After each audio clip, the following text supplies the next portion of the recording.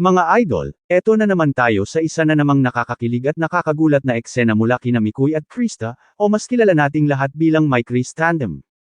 Pero teka lang, ang dami sa ating mga supporters ang nagtaka at halos napataas ang kilay nang bigla na lang silang makita hindi sa isang birthday celebration, kundi sa isang event mismo ng Velvet Box. Oo mga idol, tama ang narinig niyo, Velvet Box. Isang brand na ngayon ay unti-unti nang nakikilala at talaga namang umaangat sa social media dahil sa kanilang mga pa-event at pakulo. Sa unang tingin, akala ng marami ay simpleng pagdalo lang nina Mikoy at Krista, baka bilang guests lang o kaya'y simpleng suporta sa isang kaibigan. Pero nung tumagal ang gabi, nakita ng lahat kung paano sila mismo ang naging sentro ng atensyon.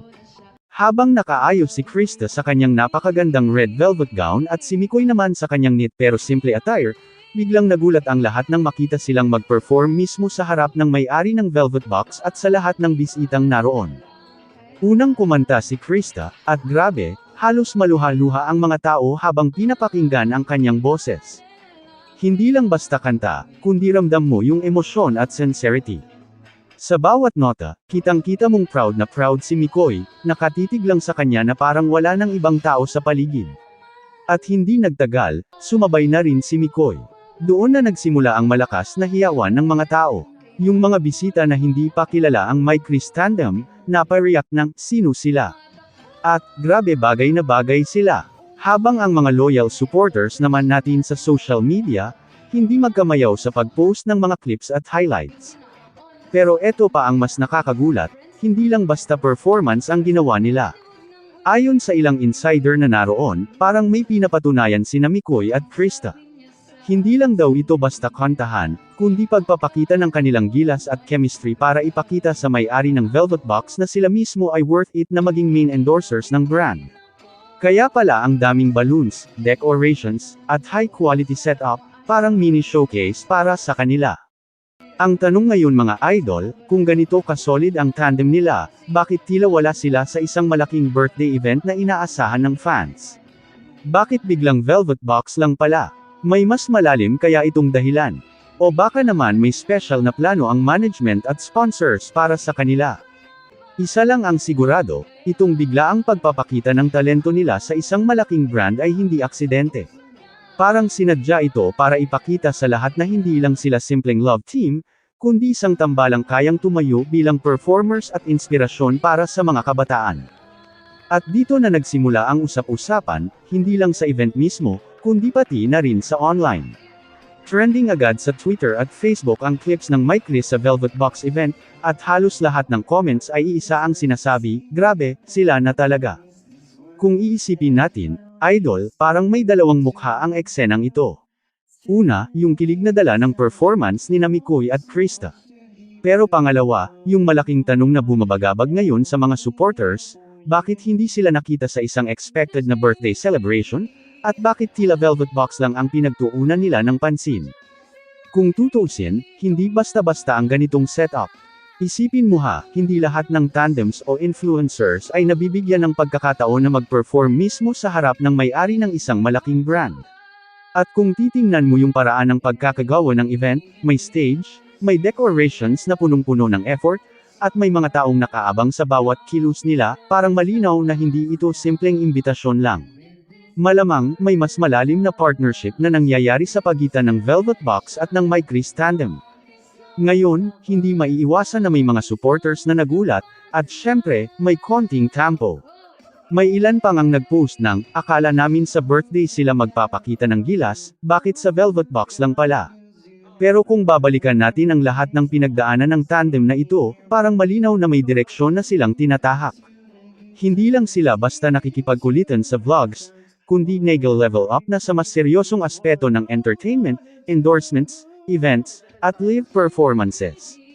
At ito pa mga idol, habang nasa stage sila, halata mong hindi scripted ang kilig moments. Nung kumanta si Krista, tumingin siya kay Mikoy at ngumiti ng mahinhin, tapos sagot ni Mikoy, bigla siyang sumabay ng second voice. Yun ang klase ng chemistry na hindi mo matuturo, kundi nararamdaman mo lang. Yun din ang dahilan kung bakit kahit yung mga taong unang beses lang silang nakita, agad na naging fans. Kaya para sa akin, hindi ito simpleng, wala sila sa birthday.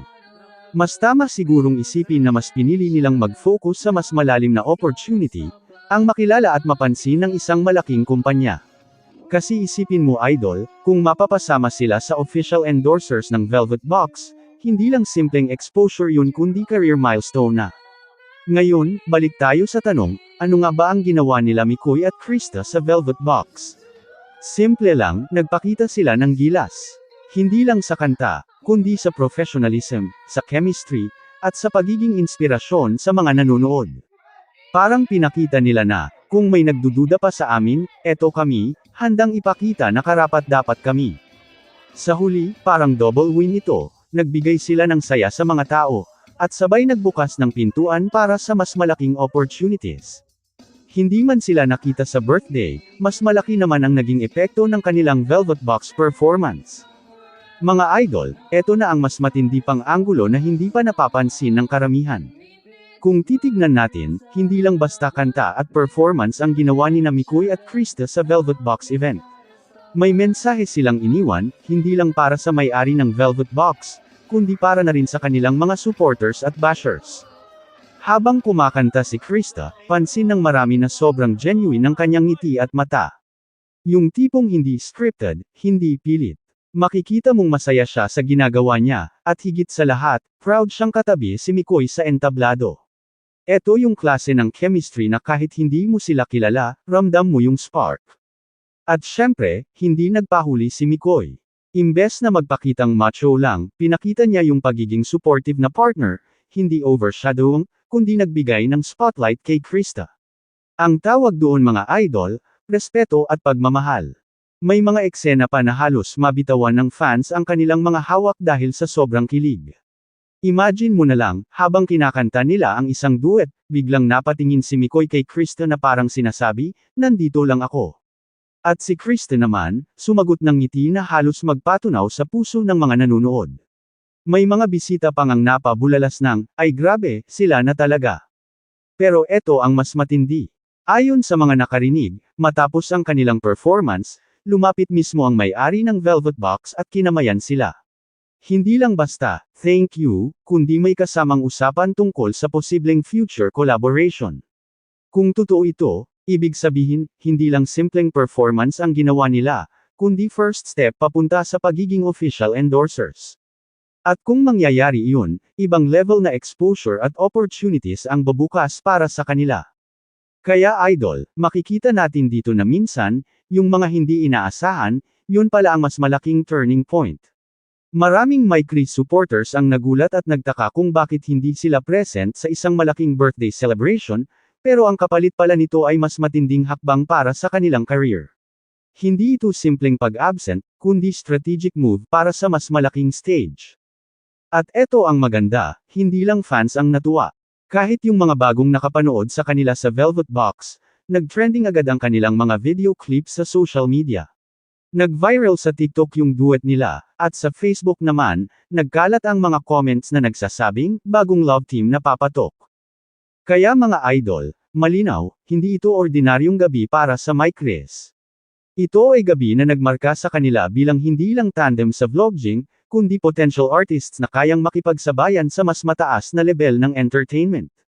Mga idol, sa puntong ito, mas ilinaw na kung bakit tila, wala, sina Mikoy at Krista sa ibang events na inaasahan ng fans. Ang totoo, nandun sila, pero nasa mas malaking laban. Hindi man birthday party ang pinuntahan nila, pero ang kapalit ay isang pagkakataon na mas magpapalawak ng kanilang pangalan. Kung babalikan natin ang mga komento online, may halong-halo ang reactions. May iba na nagsabing, sayang, hindi sila nagpakita sa birthday event, pero mas marami ang nagsabing, grabe, worth it naman ang Velvet Box performance nila. Kasi isipin mo idol, kung ikaw ay supporter ng Mike Chris, gusto mong makita silang lumalago hindi lang bilang magkatandem kundi bilang individual performers na may sariling kinabukasan. Eto pa, may isa pang detalye na nagpasabog ng kilig sa lahat. Habang nagpa-practice daw sina Mikoy at Krista bago ang mismong performance, nahuli sila ng ilang staff ng Velvet Box na nagbibiruan at nagtutulungan. Simple lang yung eksena, pero ramdam mo yung closeness nila. Yung tipong kahit off-cam, genuine pa rin ang kanilang pagiging komportable sa isa't isa. Kaya tuloy yung mga naroon, lalo pang naniwala na hindi lang ito showbiz tandem, kundi may tunay na connection. Isa pang interesting, Idol, may ilang Mike Chris supporters na nagsabing baka ito na ang simula ng mas seryosong journey nila sa industriya. Kung tuloy-tuloy ang ganitong klase ng events, posibleng hindi lang local endorsements ang pasukin nila, kundi baka pati malalaking concerts o TV guestings.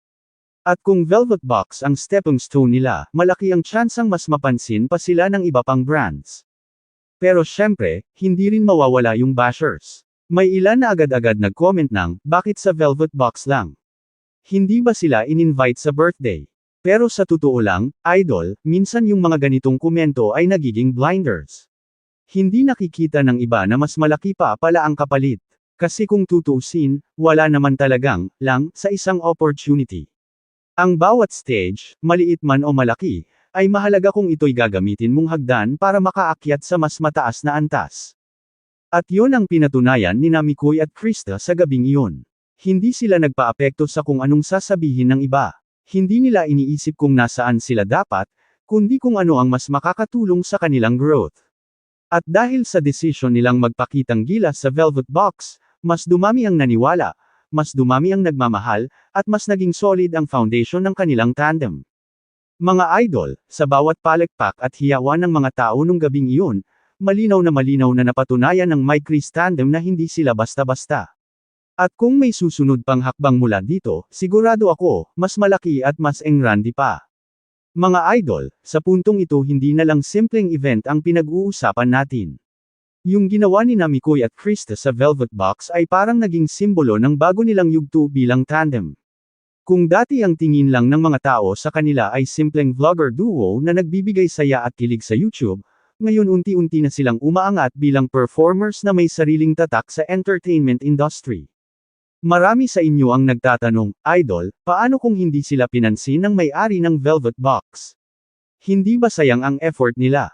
Pero mga idol, nakita natin mismo ang resulta. Hindi lang sila pinansin, kundi pinuri, kinilala, at malakas ang posibilidad na i-endorso pa. Ang mga ganitong pagkakataon ay hindi palaging dumarating, kaya napakatalino ng desisyon ng Mike Chris Management na ilagay sila sa ganitong spotlight. At isipin nyo ito hindi lang simpleng exposure ang nakuha nila. Una, napalawak nila ang kanilang audience dahil hindi lahat ng naroon ay Mike Chris supporters. Maraming bagong mukha ang nakawitness sa kanilang chemistry, at sa isang gabi lang, instant fans na agad ang ilan. Pangalawa, naipakita nila ang kanilang professionalism, magaling kumanta, marunong magdala ng sarili, at higit sa lahat, natural ang connection. Yun yung hinahanap ng brands ngayon, hindi yung pilit kundi yung tunay. Pero idol, hindi lang tungkol sa karera ang pwedeng matutunan dito. Ang isa pang bagay na tumatakbo sa isip ng mga tao ay yung relasyon nila off-cam. Kasi isipin mo, kung hindi sila komportable sa isa't isa, mahihirapan silang maghatid ng kilig at chemistry na ganito kanatural. Pero sa tuwing nakikita sila ng mga tao, mapa-event man o simpleng kulitan lang, ramdam mong genuine ang kanilang samahan. Kaya nga kahit mga bagong kakilala pa lang nila, agad nadadala sa kanilang aura. Ngayon, may ilan pa ring supporters na nagtatanong, Idol, ibig bang sabihin nito ay mas pipiliin na nila ang endorsements kaysa sa mga simpleng birthday gigs? Ang sagot dyan, mga idol, hindi ito pagpili, ito ay pag-level up. Kasi bawat hakbang na tinatahak nila ay bahagi ng mas malaking plano. Oo, may mga pagkakataon na hindi sila makakadalo sa lahat ng events, pero hindi ibig sabihin na iniiwan nila ang kanilang supporters. Sa totoo lang, mas ginagawa nila ito para mas mapatibay ang pundasyon ng tandem at para mas marami pang pwedeng ipakita sa kanilang fans. At eto ang pinaka-importante, ang Velvet Box performance ay hindi pagtatapos, kundi simula. Kung sa isang gabi lang ay nakapagpatunayan nila ang kanilang galing, paano pa kaya sa mga susunod? Isipin nyo idol, kung sa future magkakaroon sila ng sarili nilang mini concert o maging bahagi sila ng mas malalaking show, hindi ba't mas malaki ang maibabalik nilang saya at inspirasyon sa kanilang fans? Mga idol, kaya malinaw na malinaw, ang Mike Chris tandem ay hindi lang basta nagpakitang gilas. Nagbigay sila ng mensahe, handa na kami para sa mas malaki. At sa bawat hakbang na gagawin nila, kasama nila ang suporta ng mga tunay na fans. Mga idol, kung iisa-isahin natin, Ang aral na mapupulot natin dito ay ito, huwag matakot sumubok ng mas mataas na hakbang. Minsan, iisipin mo na sayang kapag hindi ka nakadalo sa isang bagay na inaasahan ng iba. Pero ang totoo, baka meron palang mas malaking plano para sa iyo, isang oportunidad na mas makakatulong sa iyong paglago. Tulad ni Mikoy at Krista, hindi nila iniwan ang kanilang mga supporters. Sa halip, pinapakita nila na bawat hakbang nila ay para mas lumaki ang kanilang mundo, mas marami silang ma-inspire, at mas maraming tao ang mapasaya. Kaya sa mga supporters ng My Chris, tandaan natin, hindi ito pagtatapos ng kanilang journey. Ito ay simula ng mas malawak na yugto kung saan sabay-sabay nating masisilayan ang kanilang pag-angat.